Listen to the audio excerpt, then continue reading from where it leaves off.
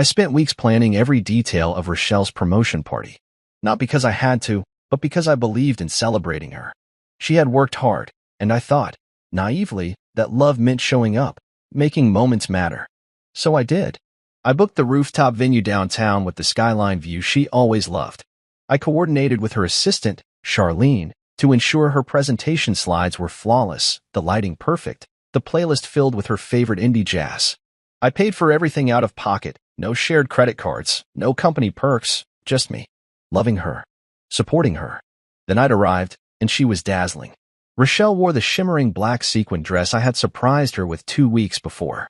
I remember the way it caught the light as she stepped onto the stage, her lips glossed in crimson confidence. The crowd was packed, investors, executives, media types, people with titles longer than their smiles. And me, standing at the back, proud, waiting to raise my glass. Then she opened her mouth. "I wouldn't be standing here without someone incredibly important," she said into the mic. I smiled, stepped forward half a pace, ready for that small moment of recognition. She paused, eyes scanning the room. "My name never came. I'm with someone who actually matters now," she said, and then turned, pointed, not at me, but toward Garrett Lang. He leaned casually against the bar, a smug bastard with slick hair, and the kind of suit you wear when you're used to being admired. The room tensed. A few gasps, a few whispered chuckles. And then she pulled out a black t-shirt from a gift bag, held it up for everyone to see. The ex-husband energy. My chest tightened, but I didn't move. She tossed it toward me like it was some cute joke, some quirky little jab. The crowd erupted. Laughter bounced off the high ceilings. Flashbulbs fired. Cameras caught the moment in perfect clarity. There was even applause. I smiled. Not a fake smile, but a measured one. A controlled smile. Because I knew something they didn't. I knew what was sitting on the USB drive zipped in the inside pocket of my coat. I knew this wasn't the end of the story, it was the first page of a very different one. So I raised the t-shirt, nodded like the good sport they expected me to be, and walked out. Not because I was broken. Because I was done. Done being the man in the shadows. Done being the silent supporter. Done financing a fantasy I was no longer invited to be part of. As I passed Garrett, he raised his champagne glass to me with a smug grin. I didn't flinch. I just gave him the smallest nod and kept walking, the USB knocking gently against my chest with every step. Each tap a reminder. I had receipts. And not just at the bar tap. Outside, the night was cool. The kind of New York evening where the air tastes like ambition and asphalt. I stood at the curb, loosened my tie, and exhaled.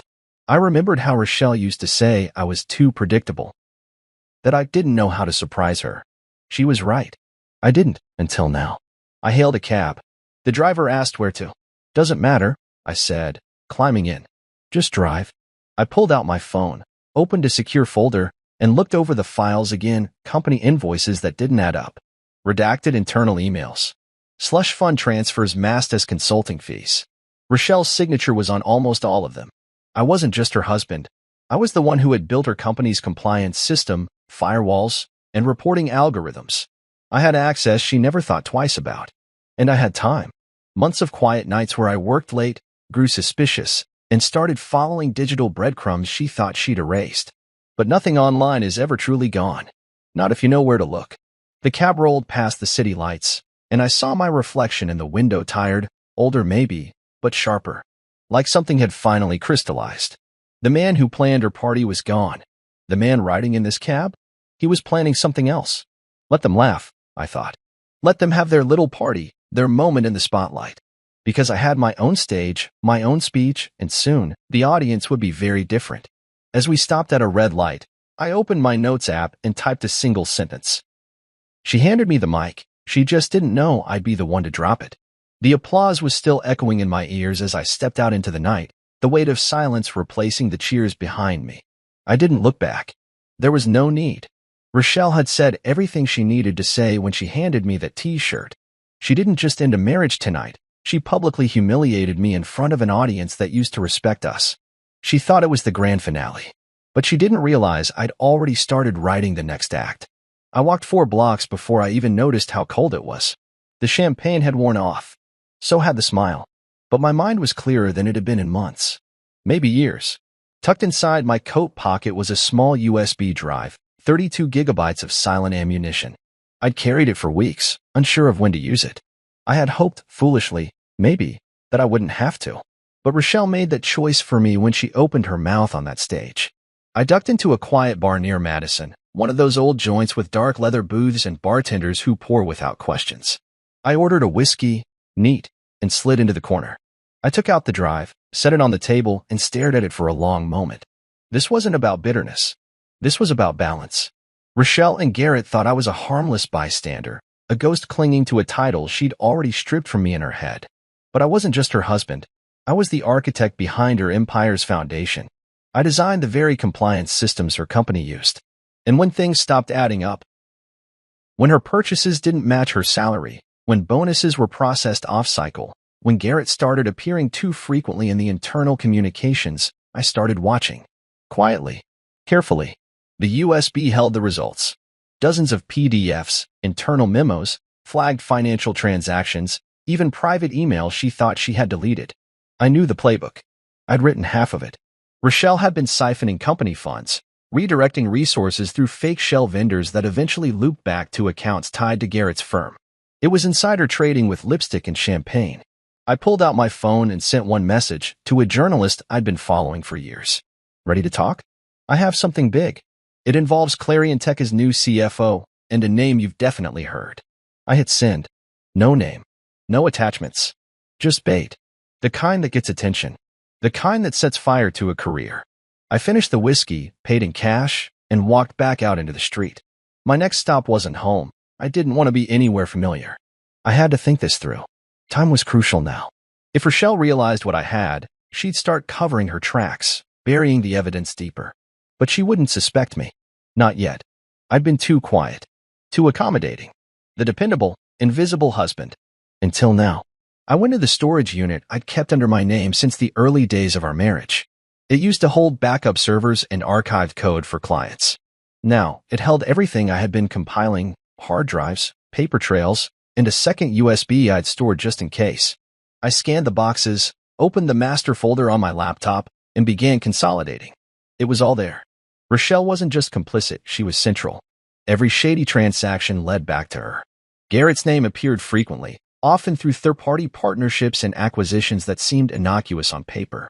But look deeper, and you'd find the same routing paths, the same digital fingerprints. I traced the money. All of it. And I'd encrypted it with a system only I could unlock. I leaned back in the folding chair inside the unit, exhaling deeply. There was no going back after this. She had her night, her audience, her applause. Now, it was my turn.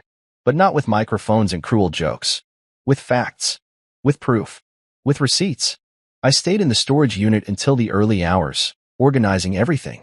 By 4 a.m., I had 3 secure copies of the drive. One I'd keep. One I'd send to the journalist. And one I'd drop off with a lawyer friend who owed me a favor. I didn't need to be reckless. I needed to be ready. At 4:45 a.m., my phone buzzed. The journalist had replied. Meet me at 9. I want to see what you've got. I smiled for the first time since the party. By the time the sun rose, Rochelle was still toasting champagne and smiling in Instagram posts with Garrett's hand wrapped around her waist. She looked invincible. But the storm was already coming, and I was the one bringing it. I didn't sleep. Couldn't. Not with the adrenaline still coursing through me like voltage. The drive back from the storage unit was quiet, but my thoughts weren't. I kept replaying Rochelle's voice in my head. I'm with someone who actually matters now. She had said it so casually, so gleefully, like tossing a lit match into a dry forest. But she had no idea what she'd set in motion. That match was already a wildfire, and by morning, it would scorch everything she had touched. By 7 a.m., I was seated at a cafe 2 blocks from the news outlet. Nothing trendy, just a plain old place with bitter coffee, the kind that hits your nerves before your taste buds. I sat in the corner booth with the USB drive in a black envelope, watching the front door and rehearsing what I'd say. I didn't need to embellish. The evidence spoke for itself. All I had to do was present it cleanly and let the facts do the damage. At 8:55 a.m., Olivia Crane walked in. Senior investigative journalist for the Ledger, known for dismantling corporate fraud with the precision of a surgeon and the flair of a novelist. She was in jeans and a trench coat, with tired eyes that had probably seen more corruption than most politicians. She slid into the booth without a greeting. "You brought it?" she asked, all business. I slid the envelope across the table. "Everything you need. Financial records, internal emails, flagged anomalies, and timestamps. You'll find traces of embezzlement, insider trading, and gross negligence, all tied back to Rochelle Claiborne and Garrett Lang. She didn't flinch at the names, just pulled out a laptop and began loading the files. "You understand this could ruin both of them," she said. "I understand," I replied. "And that it could also backfire on you?" I smiled. "That would only happen if I were lying." She met my gaze for a long second. Then she nodded. "Let's burn it down." By 10:15 a.m., the article was drafted. Olivia worked fast, her fingers flying across the keyboard as she verified dates and cross-referenced the data. She paused only to ask specific questions: clarity on a transaction, confirmation on an email address, context on a spreadsheet entry. I gave her everything. Calm, focused, detached, even. When she finished, she leaned back, cracked her knuckles, and smirked. "This is going to make waves." "Good," I said. "She's been surfing them too long." By noon, the ledger went live with the headline: "Tech darling Rochelle Claiborne under fire for financial fraud, allegedly exposed by estranged husband." It spread like a virus. I watched it unfold from a quiet co-working space uptown, a second monitor propped beside me. Notifications exploded. News alerts, tweets, threads, LinkedIn think pieces. I kept a running list of the headlines. Insider claims Clarion Tech engaged in shell company schemes. Garrett Lang named in explosive report. SEC opens preliminary inquiry. Ex-husband with a flash drive sparks corporate meltdown. I didn't speak to anyone. I didn't post. I didn't gloat. I just watched the digital avalanche grow. Rochelle's company issued a bland statement. "We are aware of the allegations and are conducting an internal review." Her team went into panic mode. Garrett's firm issued a quick denial, too quick, too defensive. By 2 p.m., Rochelle's name was trending on every platform. At 3:10 p.m., she was fired. The official statement used the usual corporate vocabulary: terminated pending investigation, no further comment. But the damage was done. Her carefully curated image, flawless executive, girl boss genius, rising star, was crumbling in real time. And I didn't feel guilt. I felt light. Like I'd finally set down the weight of years of silence, of support that went unnoticed, of betrayal that festered while I smiled through it. Garrett? He tried to distance himself immediately. Posted a vague message about being blindsided and focusing on the truth. But the emails made it clear. He was involved. Not just aware, but active. Calls came in. Journalists. Podcasts. Morning shows. One even offered a book deal. I ignored them all. The only response I gave was through a private post on my anonymous blog, one I had kept under a pseudonym for years. I uploaded a photo of the t-shirt Rochelle gave me. Captioned it. The punchline didn't land. But I did. By evening, even people who didn't know Rochelle were sharing the story. Not because of the scandal, but because of the setup. A husband, humiliated in public, rises from the ashes and exposes the rot from within. It wasn't just revenge, it was justice. Poetic. Clean. Satisfying. And I wasn't finished. This was only the first move. Theo's couch had never felt more like a throne. It sagged in the middle, smelled faintly of old pizza and Febreze, and was flanked by a leaning bookshelf with more action figures than novels. But right now, it was my kingdom. The epicenter of a personal revolution. I lay there with a paper plate balanced on my chest, leftover Chinese takeout in hand, the TV droning in the background with panelists dissecting the scandal I'd unleashed less than 24 hours ago. Theo strolled out of the kitchen with 2 beers and a smirk. "So, you're officially the most talked about ex-husband in the country," he said, tossing one bottle toward me. I caught it and grinned. "Yeah, not quite the legacy I thought I'd leave behind," I replied, popping the cap and taking a swig. He dropped into the recliner and raised his bottle. "To justice." Served cold, bold, and with receipts. We clinked. And for the first time in a long time, I laughed from the belly. Not that strained half-laugh I'd mastered during my marriage. This was real. Freeing. The kind that pushed some of the anger out of my chest. But this wasn't over. I knew Rochelle too well. She didn't lose gracefully. Even now, she'd be scrambling, trying to reframe the story, maybe even trying to paint herself as the victim. And she was good at it. Had years of boardroom spin and media coaching under her belt. Which is why I needed backup. Legal, ironclad, ruthless backup. I opened my phone and scrolled to the contact I'd saved months ago but never thought I'd use. Clara Fontaine, divorce attorney. Specializing in high profile and high stakes. I'd seen her in action once, back when Rochelle's company was trying to acquire a smaller competitor. Clara had represented the founder. The way she dismantled Rochelle in that negotiation was surgical. I didn't cheer back then. Rochelle had won anyway. But now? I needed Clara on my side. I hit call. She picked up on the third ring. Fontaine. My name's...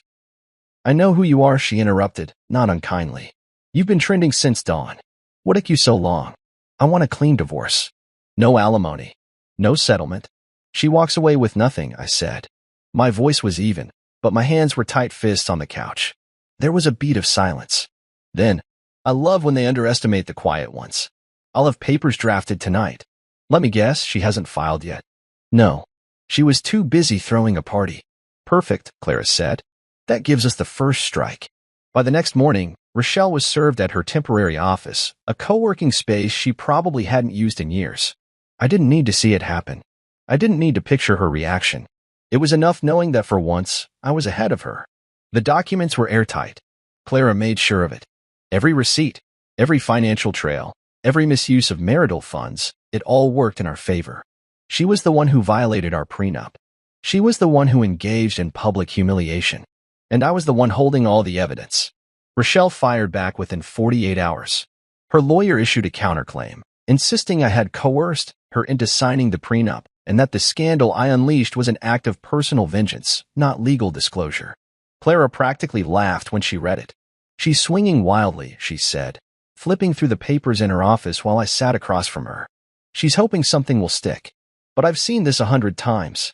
The ones who build themselves out of smoke and mirrors fall the hardest. Theo drove me to every meeting, stood beside me when I needed to sign papers, even helped me move some of my things out of storage. That spare room in his apartment, tiny, cluttered, mine, became my base of operations. A humble war room. I replaced my phone, upgraded my laptop, even opened a separate bank account under my name only. Clara's team helped me secure all remaining assets, separating what was legally mine from what Rochelle had access to. I didn't just want to win. I wanted finality.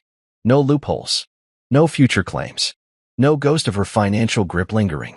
During one of our long nights reviewing financial reports, Clara looked at me and said, "You're not like most of my clients." How so? I asked, sipping bad office coffee. You're not trying to destroy her. You're just trying to get back to yourself.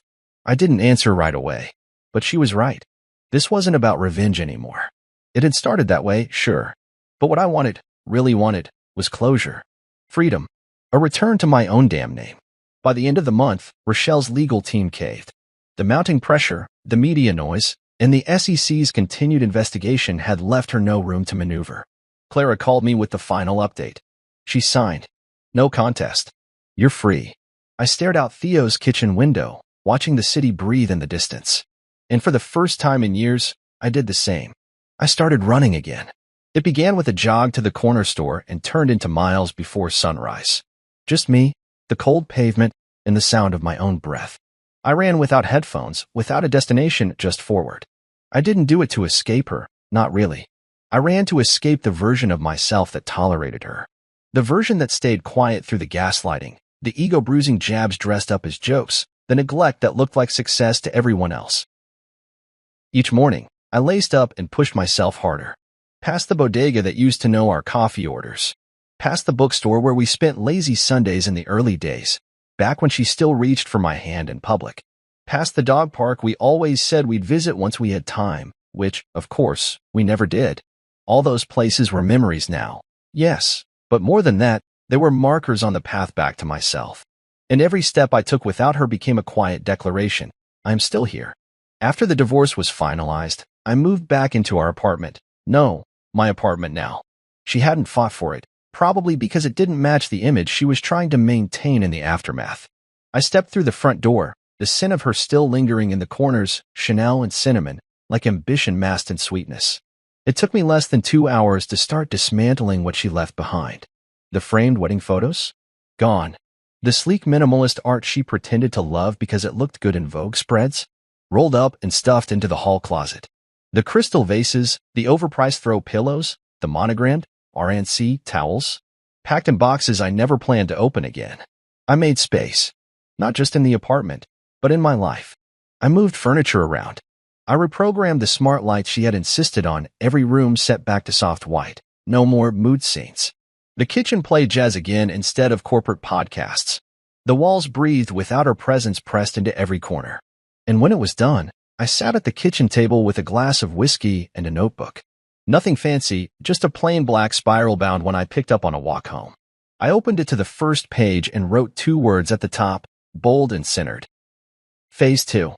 I didn't know exactly what that meant yet, but I knew it started with rebuilding, not the same life, not the same rhythms. Something sharper, smarter, mine. The next day, I woke at 4:45 a.m., ran 6 miles in the drizzle, and came back to an apartment that finally felt like mine again.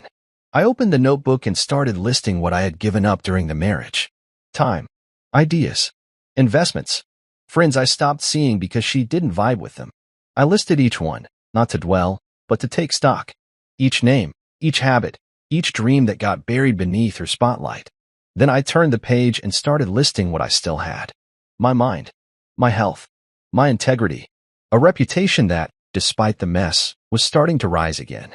I realized something then, something liberating. Rochelle had spent years convincing me I was the lucky one, that I had married up, that she was the star and I was just the lighting crew. But she forgot something vital. I built the power source. That notebook became my new compass. Every morning after my run, I did something to it. A plan, a name, an idea. And slowly, my thoughts took shape, clear, focused, strategic. I didn't want to just move on. I wanted to build forward. One morning, sitting at the cafe down the block, I bumped into a familiar face, Jonas, an old friend from a tech conference 3 years ago. We'd stayed in touch sporadically, mostly exchanging articles and startup rants. He glanced at me with a raised brow, then grinned. Man, you're all over the news. Yeah, I said. Not my best moment, but not my worst either. We talked for a while, catching up. When I mentioned the notebook and what I was sketching out, his eyes lit up. You should meet Silas and Tarek, he said. 2 hungry guys with a killer logistics concept. They just need someone who knows how to move quietly, but smart. That night, I wrote their names in the notebook. Not Rochelle, not Garrett, not anyone from my old life. Silas, Tarek, me. It felt good, like beginning again, this time, with both eyes open. The first time I met Silas and Tarek, they looked like they hadn't slept in days. We sat in the corner of a cafe that smelled like burnt espresso and ambition, laptops open, wires tangled like ideas in mid-flight. Jonas had told them I might be interested. What he didn't mention was how badly I needed something to pour myself into. Not just a project, but a resurrection. Silas spoke first. We read your thread, the one about phase 2. I didn't know it got that far. I replied, slightly amused. Tarek chuckled. You're the ghost who took down a queen. Trust me, everyone's watching. But we don't care about that. We want your brain. Their startup was rough around the edges, but brilliant underneath. A logistics optimization platform. Not sexy at first glance, but revolutionary in the right hands.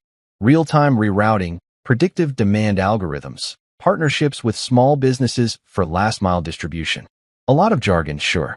But what I heard was potential. They didn't ask for money. They asked for guidance. Mentorship.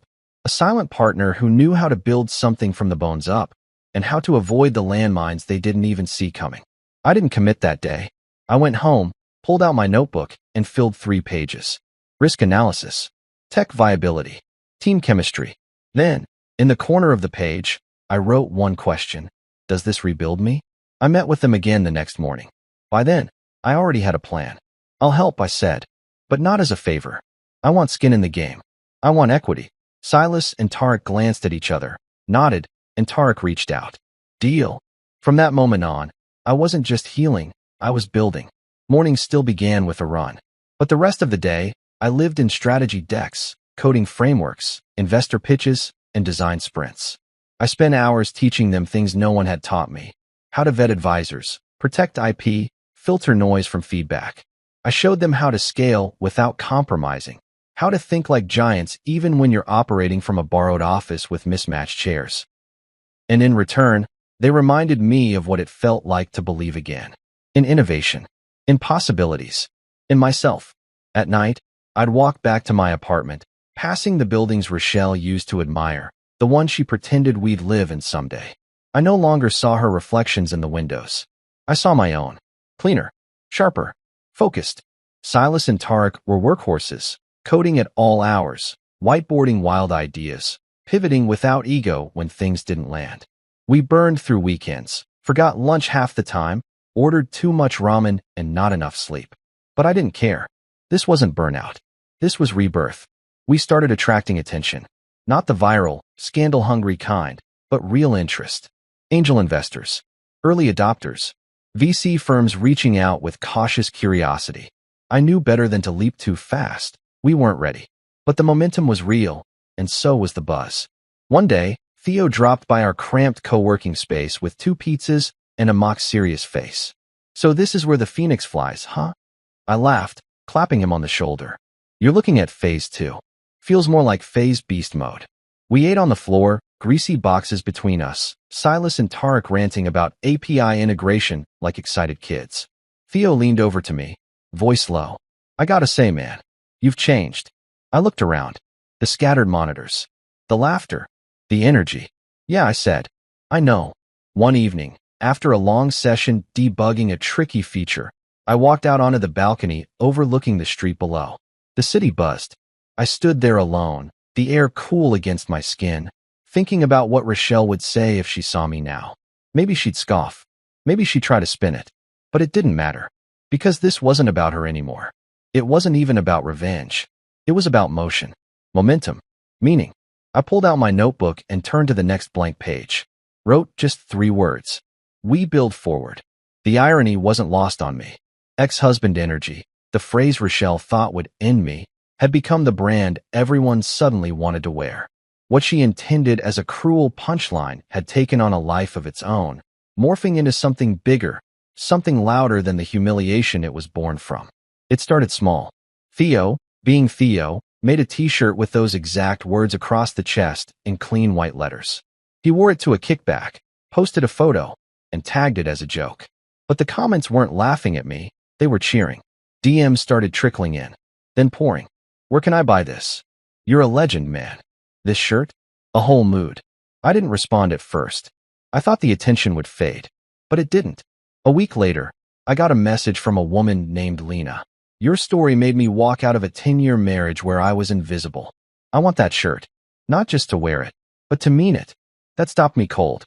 The internet had a short memory, but this thing? It wasn't about me anymore. It was about everyone who had been written off, reduced, overlooked, and made to feel like an extra in their own life. People wanted more than a story. They wanted something to hold on to. A symbol. So I called Theo. "We're doing this," I said. "No merch drops, no cringe branding. Something clean. Minimalist. Just the message." Theo was already ahead of me. "I've got a printer lined up. Local. Ethical. And I know a graphic designer who owes me from that time I helped her move her 37 plants." Within 2 weeks, we had the first official batch of shirts. Black cotton. White text across the front. Ex-husband energy. Across the back in smaller type. Rebuilt. Not replaced. We made 50. They sold out in a day. I added a note to each order, handwritten. "You are not a failure. You're a foundation." People posted those notes online. Shared them. Tagged me. And suddenly, it wasn't just ex-husbands buying them. It was ex-wives. Former partners. People leaving toxic jobs. Survivors of betrayal. Anyone who had walked away from something, or someone, that tried to define their worth. It went viral. A late-night host held up the shirt during a monologue. A viral TikTok therapist dissected the phrase in a video titled, "Ex-husband energy is about reclamation, not revenge." Even a few celebrities were spotted wearing them in paparazzi shots. One while getting coffee, another walking her dog, oversized hoodie pulled over her sunglasses. I kept my face out of it. Let the brand breathe without being tied to me. My story sparked it, but it was no longer just mine. That's when Theo said, "You need to tell the full story. Your voice. Your words." So I launched the blog. The first post was simple. I didn't retell the scandal. I didn't name names. I just wrote. A woman handed me a microphone and tried to turn my heartbreak into a punchline. I took the mic and spoke truth instead. People flooded the comments. Stories from strangers that felt familiar. People reclaiming their narratives. Leaving bad relationships. Launching side businesses. Starting over. Then came the YouTube series. Low budget, no flash. Just me, sitting down with real people who had rebuilt from the ashes. Divorces, bankruptcies, job firings, betrayals. Each one raw, honest, human. The series caught fire. Not because it was viral, but because it was real. People weren't listening for drama. They were listening for permission to heal. Silas and Tarek helped build the back-end platform for the brand's expansion. Merch, content, and community tools. We added a journal feature, a private forum. Within a month, we had over 10,000 active users. And growing. I sat in my apartment one night, watching the dashboard refresh as new members signed up. Each one was a person who had felt like I once did, discarded. And now, they were stepping into their next chapter. Theo walked in, 2 beers in hand. You realize what you've done, right? Made a t-shirt. I joked. No, he said. You took pain. And made it a blueprint. I didn't say anything for a moment. Just stared at the screen, watching the numbers tick upward. It's wild, I finally said. Rochelle gave me that shirt as a joke. She thought it would humiliate me. Theo smirked. She gave you the brand. I raised my beer. To being the punchline, until you're not. We clinked bottles. And just like that, the phrase stopped being about what she took from me. It became a reminder of what I rebuilt without her. The knock came at exactly 9:13 p.m. I was sitting on the couch, barefoot, editing footage from the next episode of the YouTube series. The apartment was clean, silent except for the soft hum of my laptop.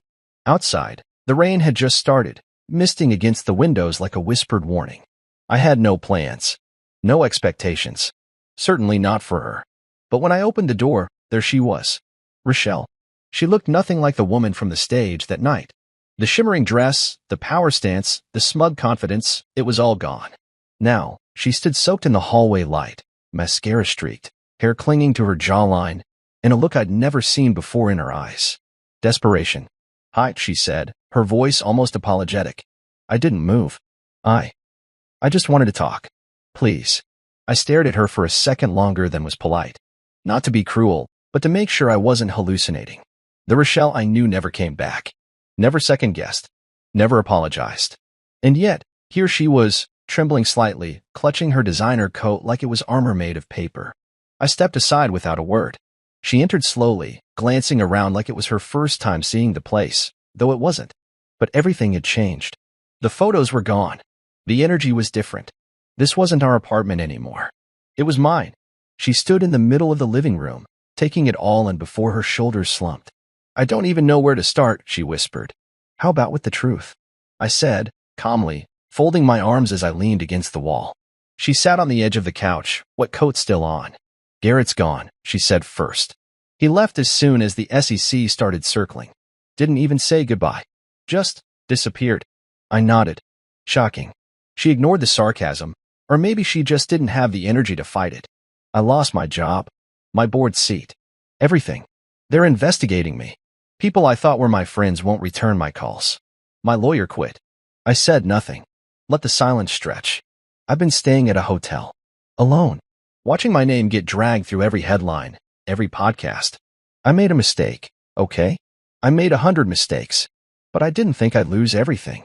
You didn't lose everything, I said flatly. You threw it away. Her head snapped up. You humiliated me in front of a room full of people. You used me as a prop in your rebrand. That wasn't just a mistake, Rochelle. That was intentional. Tears welled up in her eyes, and I still wasn't sure if they were real or just the latest tool in her arsenal. I didn't think you'd retaliate, she said. I didn't think you had it in you. I smiled then. Just a flicker. Exactly.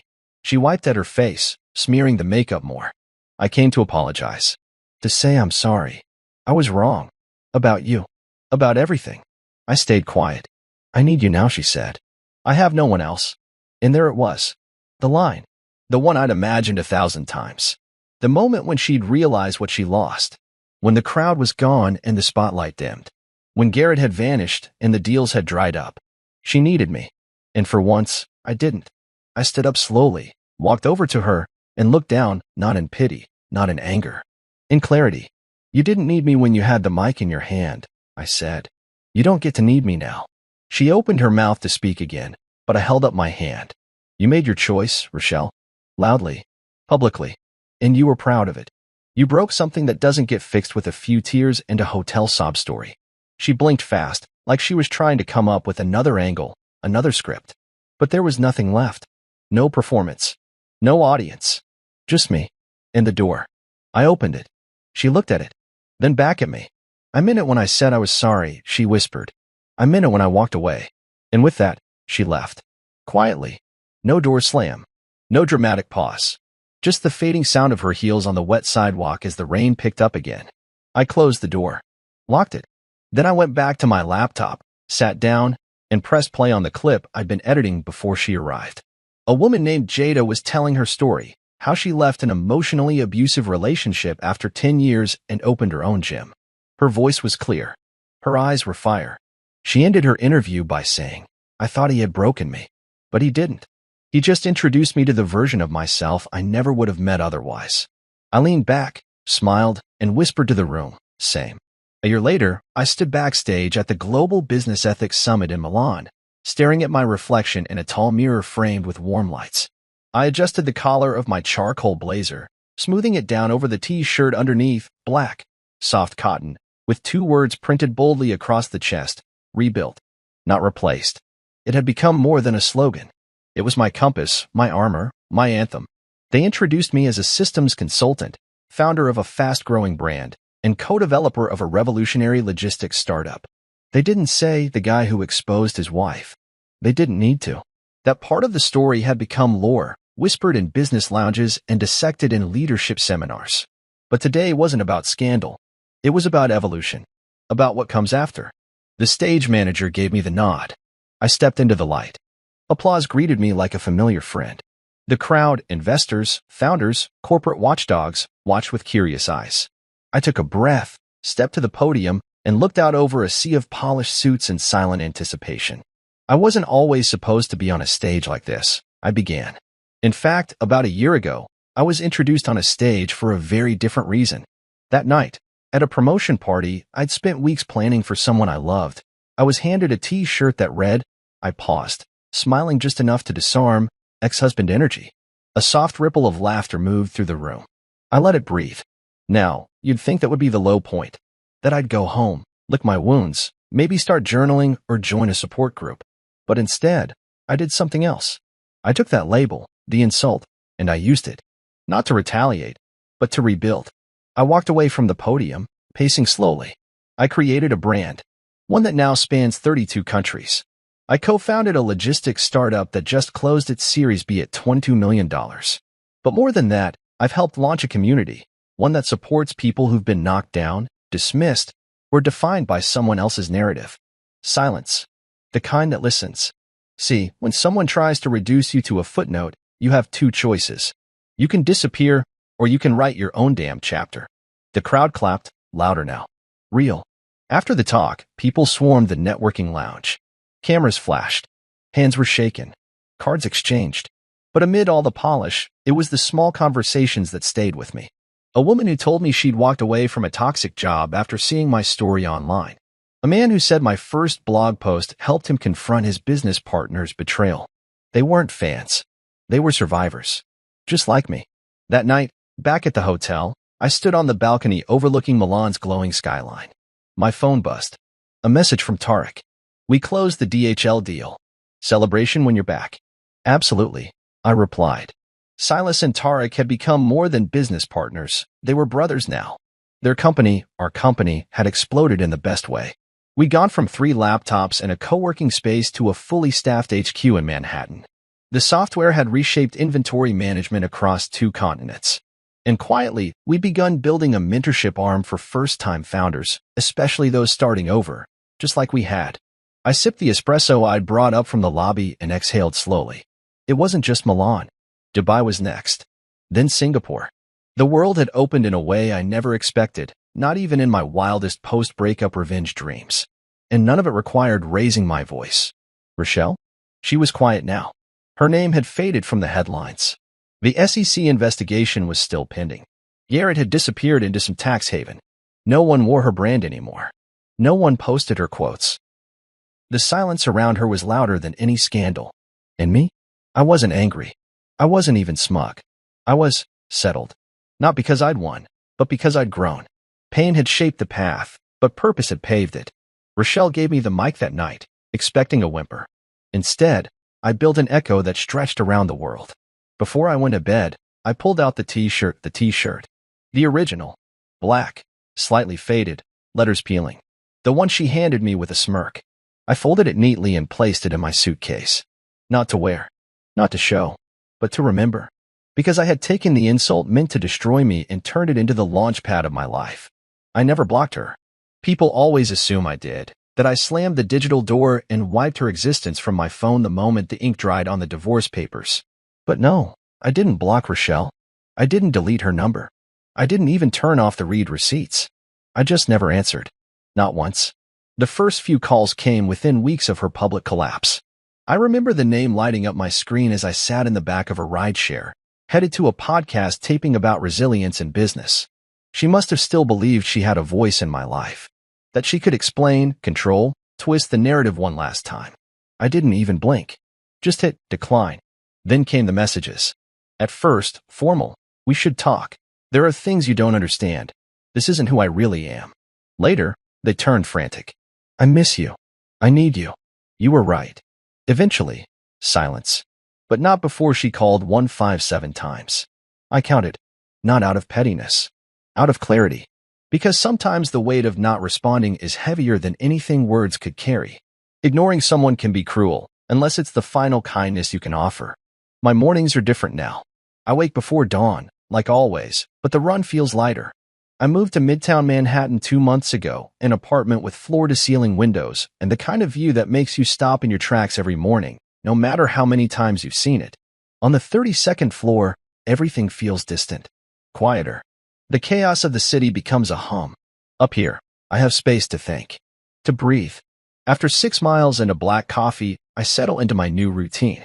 My consulting firm, born from a blog post and a t-shirt, now has 12 employees and more contracts than I ever imagined. We don't just advise, we rebuild. I take meetings with startup founders, mid-level executives, even CEOs who find themselves lost in the mirrors they once adored. They come to me not for tactics, but for truth. They come when everything looks perfect on the outside, but hollow within. They sit across from me, and I listen. Because I know that silence. Because I lived it. Silas and Tarek's startup, now branded OptiLine, just launched across Latin America.